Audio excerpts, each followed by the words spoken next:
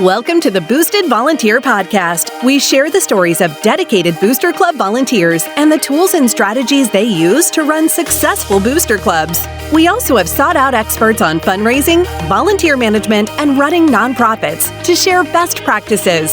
Hosted by Robin Eissler and Evan Eissler, you won't want to miss these great episodes that will help you run your booster club like a champ. Hi, and welcome to the Boosted Volunteer. I'm Robin Eissler. I'm really excited today because I'm going to tell you my booster story, which I realized that I had never shared with our audience before. And it's basically a story of how to leave your booster club better than you found it. We're going to talk about leadership transitions, recruiting officers, and succession planning today on this episode.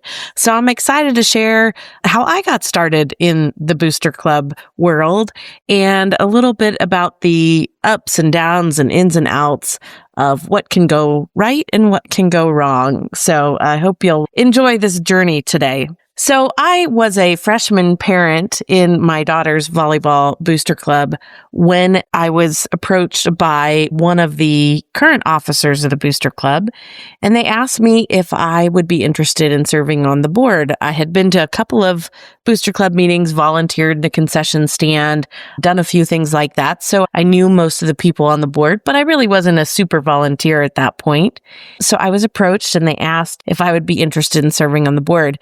And my immediate response was, I will do anything except for concessions. So I had already seen that concessions in our booster club was really a thankless job, and it really is in most booster clubs, from keeping it organized and clean and buying the supplies and setting it up and making sure it's staffed. And that just really doesn't suit my skill set, which is more systems and processes and organizational management. So I said, sure, I'll do anything but concessions, thinking maybe that I would serve some peripheral role. And in the next couple of days, it became very clear that I was being recruited to be the president of the booster club. And so as a freshman parent, this was a little intimidating because I hadn't been through a full year of what happened in the volleyball booster club. But I'm not afraid of challenges, so I decided, sure, I'll take this on. And it was a good time in my life. I had just sold a business and had a little downtime, was just being mom to my kids. And so I was able to step up and take part of the booster club. The volunteers that were on the board before me, they were a great group of parents, super dedicated to the program, but it was about 3 or 4 people who had really run the booster club for 3 or 4 years. And they got everything done. They did a great job, but they weren't very open to outsiders. And so as a result of that, there weren't very many parents from the younger groups really stepping into any secondary roles who could then step into leadership roles. I see this a lot in booster clubs. This is one of the biggest problem areas. You need to be recruiting across multiple years of your organization.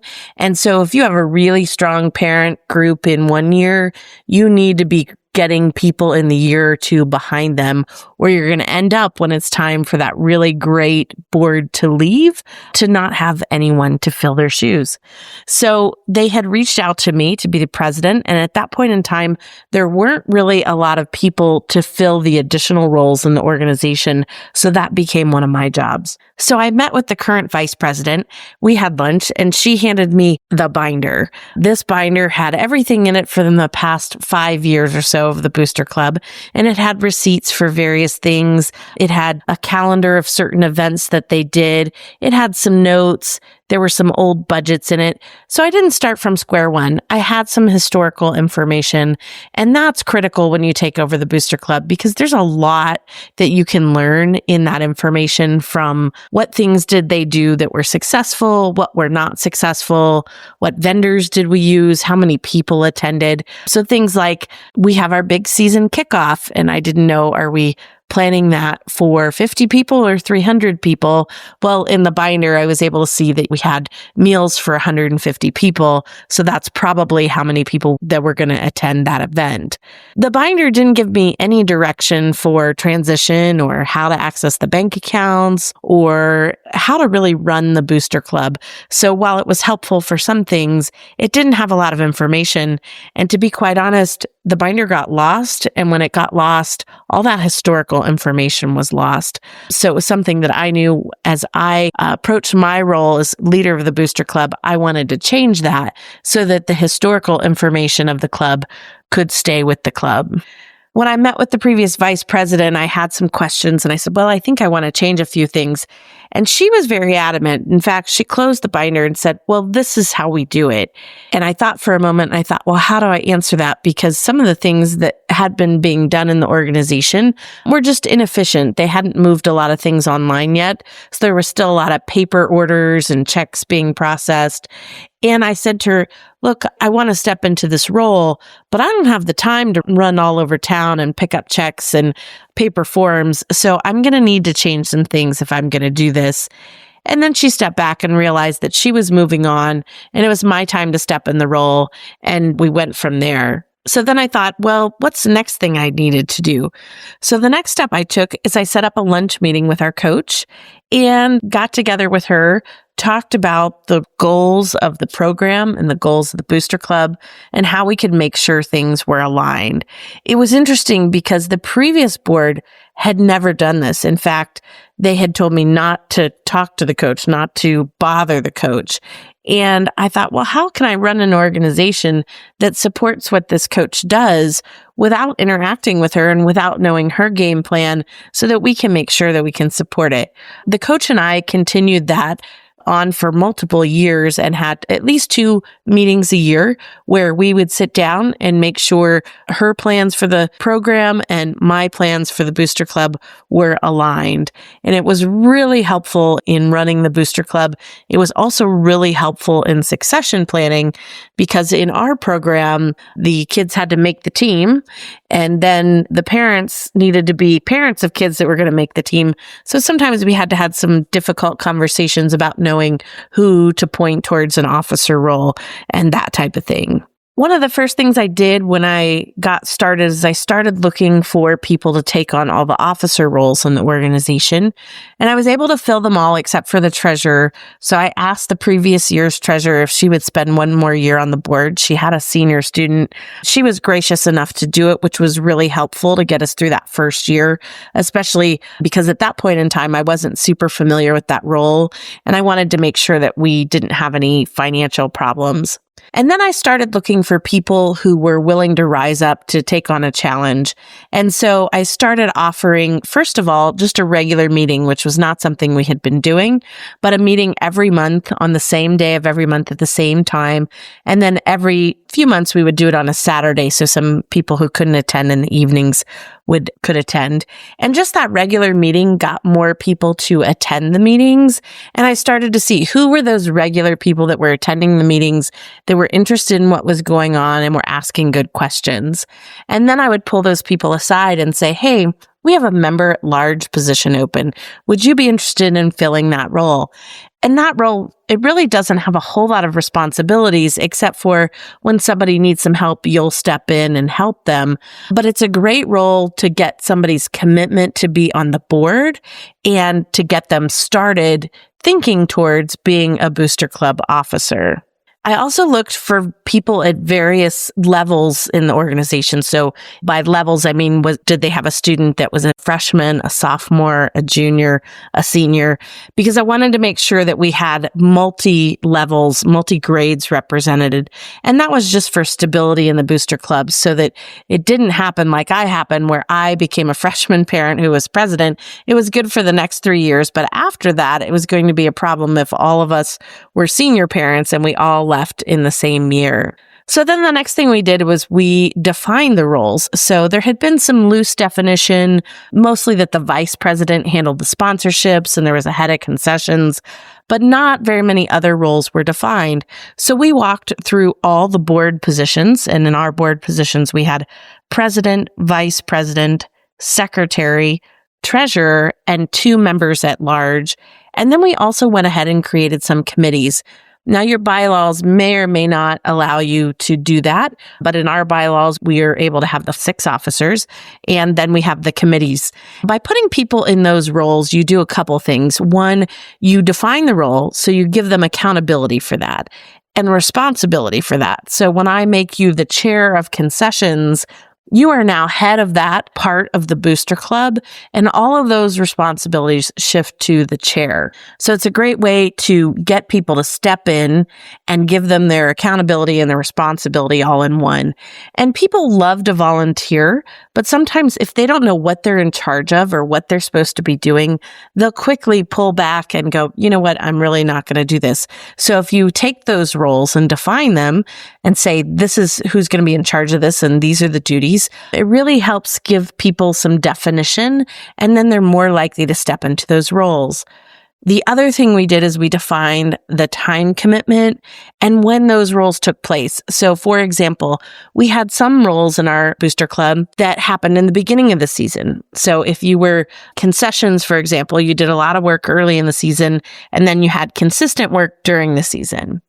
If you were the banquet chair, most of your work would be at the end of the season.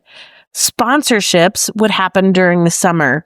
And so when we were able to give people the time period, hey, if you've got time in June and July to go recruit sponsors, but you're too busy in August when school starts, this might be a great role for you because you can jump in and do that work when your schedule allows. So that was super helpful for people. And also to let them know this role requires 3 hours a week in June.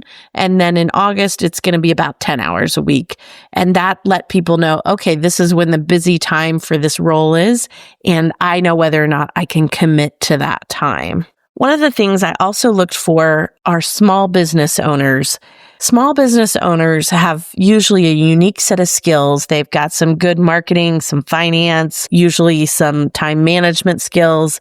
And the other thing they have is they control their time for the most part. So sometimes they can take a few days off if you have a big tournament. They can dedicate more time during season and that type of thing. It's not to say that people who either don't work or work for large companies can't be great booster volunteers. They can. But small business owners are one of the profiles that I looked for who stepped into the role and made really good booster club officers. It's also important when you're recruiting, particularly for the booster club president role, that you have somebody that's good at managing people, because that role is all about finding good people, getting them into the right roles, and then managing them. So one of the best ways to help find people is to create a nominating committee. Not only does this give you a group of people out looking for volunteers, but it also gives you some more roles in the organization to put people in. So when you can say, hey, we actually need help recruiting volunteers. If this is something that you could do, we've got some timelines to meet. We have some skills we're looking for, and we would like you to approach these people, see if they're interested, get their commitment, and then bring it back to the meeting. So be sure to put together a nominating committee for your organization. It's a really great committee to have as part of your booster club, and a really important one. And I see all too often the booster clubs either don't have a nominating committee or don't use a nominating committee. The next thing you're going to want to do is when you're looking at leadership planning and succession is look at your infrastructure. So the reason I started Booster Hub is when I was leaving my position as the Booster Club president, I realized I was using 18 different pieces of software to run the Booster Club. Now that counted everything from my bank login to my email login, but I had 18 different logins and 18 different systems to run this relatively small Booster Club. And I thought, who in the world would do this? I'm probably the only person on earth that would piece all these tools together to get this outcome. And so one thing you want to look at as the organizational leader is, where can I simplify things? What can I do? Where can I add technology to make a role easier, to make it less time from the volunteers to get the job done? And how can I make it easy for people to get involved and to use the tools to get it done? So it seems odd to throw technology into leadership and succession planning, but it's a big part of it because it can impact who can step into those roles and really how busy those jobs are going to be. I talked earlier about having regular meetings, and I think that's a really, really important part of a booster club is to have your regular meeting, a published agenda, objectives that you're trying to get done, and regularly thank your volunteers. Just doing those 4 things consistently can have a major change in the culture of your organization. And sometimes it's that culture that keeps you from getting volunteers. So when you're very open about the meeting times and the agendas, what you're trying to achieve, and you publicly thank people for participating, then people tend to go, oh, this is a very positive experience. I think I might jump in. Finally, you'll want to have a documented transition period. So in our program, our season ended in November, and then our board changed over in February. So February was our slowest month of the year from the Booster Club perspective, and that's when our board voted and transitioned over. There was a month period from the old board to the new board, and then we had a system where the old board members and the new board members would go to the bank together to transfer the signatures. We would turn over the logins, and we would get the new volunteers off and running. If you've done a consistent job recruiting volunteers and you have them at different levels, you should have no disruption in your booster club during a transition. So that's really the goal. And you want to make sure that those transitions are super seamless. So to recap, I think the most important things you can do to lead and then set your booster club up for succession is, first of all, make sure your booster club objectives are aligned with your program director and that you've got any information that you may need from that program director for potential officers and goals of the program. The next thing you're going to want to do is build that pipeline and get those volunteers set up in those co-chair positions, have various graduation year levels for volunteers from each year so that you've got a great pipeline of people continuously coming into the program. And then you'll want to document the historical information and the infrastructure in the booster club to make sure it's easy for people to come in and out. This is not an organization that's going to be led by the same people forever. And so documenting what you've done, what was good, what was bad is really helpful when those new volunteers come in. And then make sure you're optimizing all the systems so that people aren't overworking themselves. And we see this a lot in the treasurer's role. A lot of organizations get just insane processes for how they collect dues or membership fees. It's not rocket science, and you can simplify it and you can make that role much easier for that person. So consider that. And then finally, make sure you're building that volunteer culture. We talked about it with the regular meetings, the transparent agendas and objectives, but really being open and inviting people, wearing name tags, thanking people. They're little tiny things, but they go a long way in getting people interested in participating. And most of all, you want to make it a really positive experience. Whether people are just doing it for the kids or they're trying to volunteer to put something on their resume, you want to make it fun and you want to make it something enjoyable. Positive experiences are magnetic and will attract people. And so you want to be open and positive and make it a really fun culture to be a part of. So that's my experience of transitioning into the role of running the Booster Club and then how I transitioned out. Some of the things that I did that I found worked, and every organization's a little bit different, but I think there might be some tips in there to help you.